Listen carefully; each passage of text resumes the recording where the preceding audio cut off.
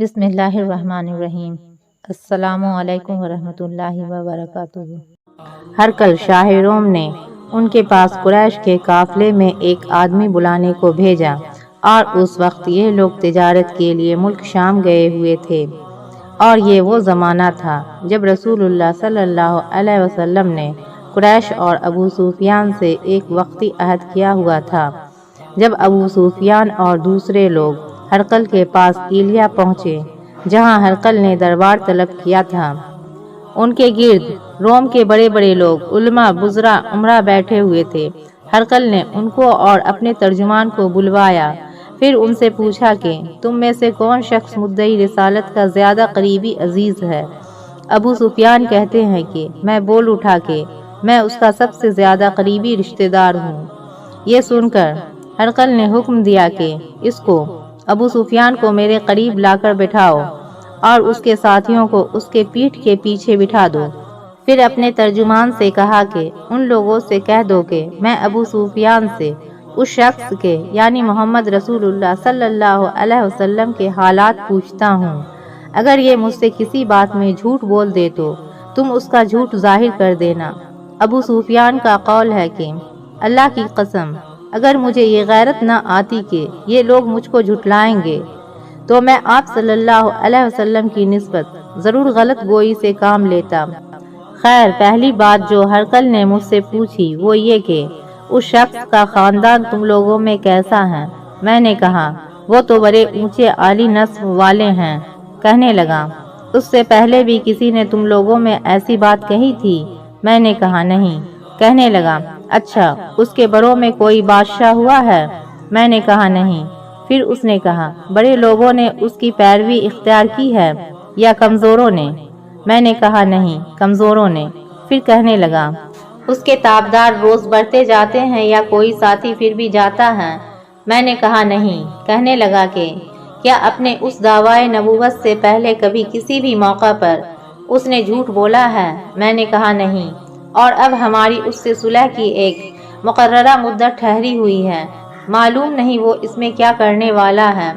ابو سفیان کہتے ہیں میں اس بات کے سوا اور کوئی جھوٹ اس گفتگو میں شامل نہ کر سکا۔ ہرقل نے کہا کیا تمہاری اس سے کبھی لڑائی بھی ہوتی ہے؟ ہم نے کہا کہ ہاں۔ بولا پھر تمہاری اور اس کی جنگ کا کیا حال ہوتا ہے؟ میں نے کہا لڑائی ڈول کی طرح ہے، کبھی وہ ہم سے میدان جنگ جیت لیتے ہیں اور کبھی ہم ان سے جیت لیتے ہیں۔ ہرقل نے پوچھا وہ تمہیں کس بات کا حکم دیتا ہے؟ میں نے کہا وہ کہتا ہے کہ صرف ایک اللہ ہی کی عبادت کرو، اس کا کسی کو شریک نہ بناؤ، اور اپنے باپ دادا کی شرک کی باتیں چھوڑ دو، اور ہمیں نماز پڑھنے، سچ بولنے، پرہیزگاری اور صلہ رحمی کا حکم دیتا ہے۔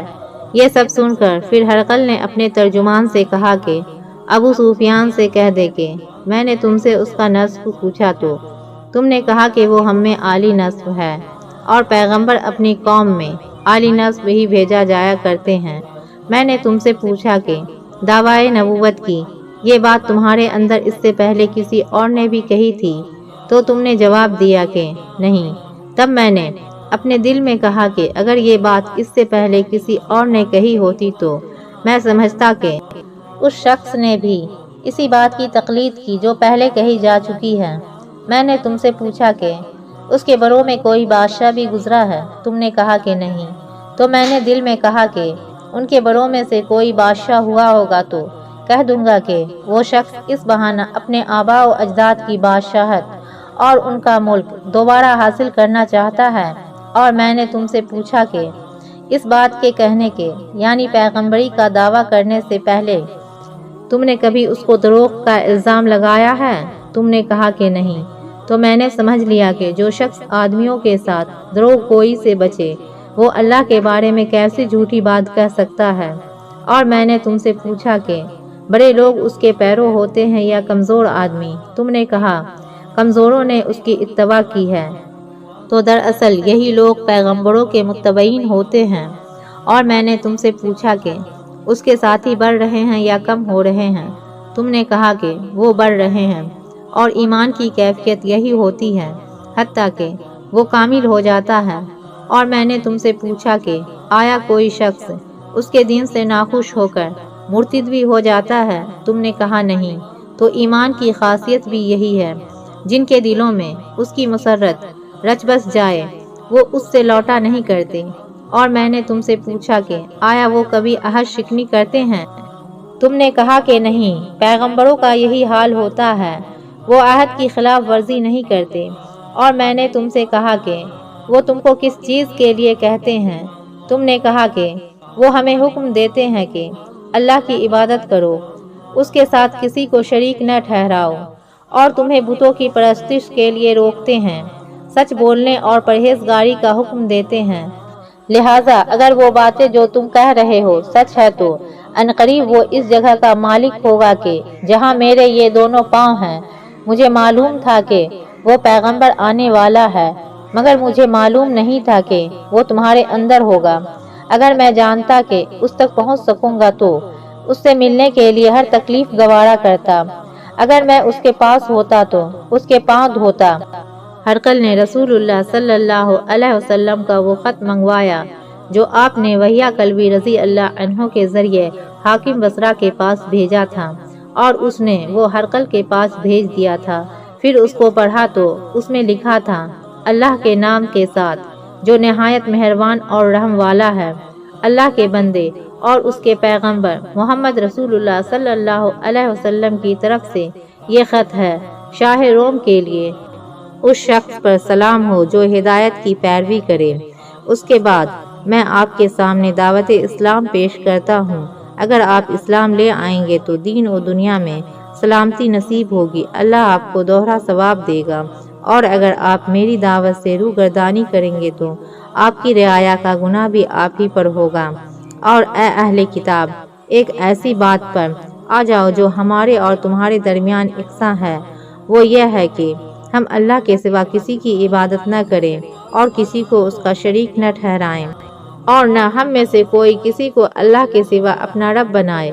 پھر اگر وہ اہل کتاب اس بات سے منہ پھیر لیں تو مسلمانوں تم ان سے کہہ دو کہ تم مانو یا نہ مانو، ہم تو ایک اللہ کی اطاعت گزار ہیں۔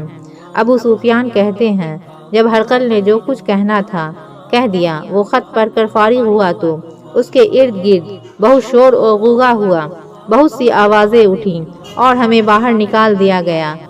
تب میں نے اپنے ساتھیوں سے کہا کہ ابو کبشہ کے بیٹے، نبی کریم صلی اللہ علیہ وسلم کا معاملہ تو بہت بڑھ گیا، دیکھو تو اس سے بنی اصفر روم کا بادشاہ بھی ڈرتا ہے۔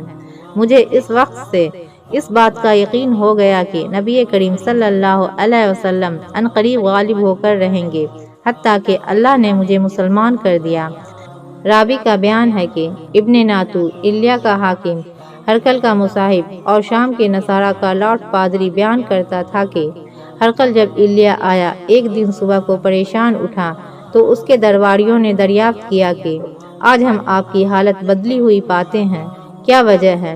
ابن ناتور کا بیان ہے کہ ہرقل نجومی تھا، علم نجوم میں وہ پوری مہارت رکھتا تھا۔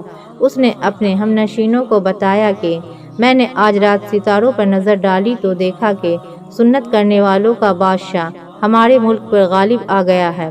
بھلا اس زمانے میں کون لوگ سنت کرتے ہیں؟ انہوں نے کہا کہ یہود کے سوا کوئی سنت نہیں کرتا، سو ان کی وجہ سے پریشان نہ ہوں۔ سلطنت کے تمام شہروں میں یہ حکم لکھ بھیجیے کہ وہاں جتنے یہودی ہوں سب قتل کر دیے جائیں۔ وہ لوگ انہی باتوں میں مشغول تھے کہ ہرقل کے پاس ایک آدمی لایا گیا جسے شاہ غسان نے بھیجا تھا۔ اس نے رسول اللہ صلی اللہ علیہ وسلم کے حالات بیان کیے۔ جب ہرقل نے سارے حالات سن لیے تو کہا کہ جا کر دیکھو وہ سنت کیے ہوئے ہیں یا نہیں۔ انہوں نے اسے دیکھا تو بتایا کہ وہ سنت کیا ہوا ہے۔ ہرقل نے جب اس شخص سے عرب کے بارے میں پوچھا تو اس نے بتایا کہ وہ سنت کرتے ہیں۔ تب ہرقل نے کہا کہ یہی محمد صلی اللہ علیہ وسلم اس امت کے بادشاہ ہیں جو پیدا ہو چکے ہیں۔ پھر اس نے اپنے ایک دوست کو رومیو خط لکھا اور وہ بھی علم نجوم میں ہرقل کی طرح ماہر تھا۔ پھر وہاں سے ہرقل حمص چلا گیا۔ ابھی حمص سے نکلا نہیں تھا کہ اس کے دوست کا خط اس کے جواب میں آ گیا۔ اس کی رائے بھی نبی کریم صلی اللہ علیہ وسلم کے ظہور کے بارے میں ہرقل کے موافق تھی کہ محمد صلی اللہ علیہ وسلم واقعی پیغمبر ہیں۔ اس کے بعد ہرقل نے روم کے بڑے بڑے آدمیوں کو اپنے حمص کے محل میں طلب کیا اور اس کے حکم سے محل کے دروازے بند کر دیے گئے۔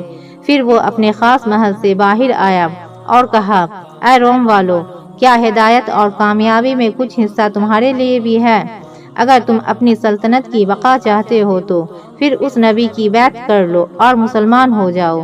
یہ سننا تھا کہ پھر وہ لوگ وحشی گدھوں کی طرح دروازوں کی طرف دوڑے مگر انہیں بند پایا۔ آخر جب ہرقل نے اس بات سے ان کی یہ نفرت دیکھی اور ان کے ایمان لانے سے مایوس ہو گیا تو کہنے لگا کہ ان لوگوں کو میرے پاس لاؤ۔ جب وہ دوبارہ آئے تو اس نے کہا، میں نے جو بات کہی تھی اس سے تمہاری دینی پختگی کی آزمائش مقصود تھی، سو وہ میں نے دیکھ لی۔ تب یہ بات سن کر وہ سب کے سب اس کے سامنے سجدے میں گر پڑے اور اس سے خوش ہو گئے۔ بالآخر ہرقل کی آخری حالت یہی رہی۔ ہدایت چھایا ہے، ہادی عالم آیا ہے۔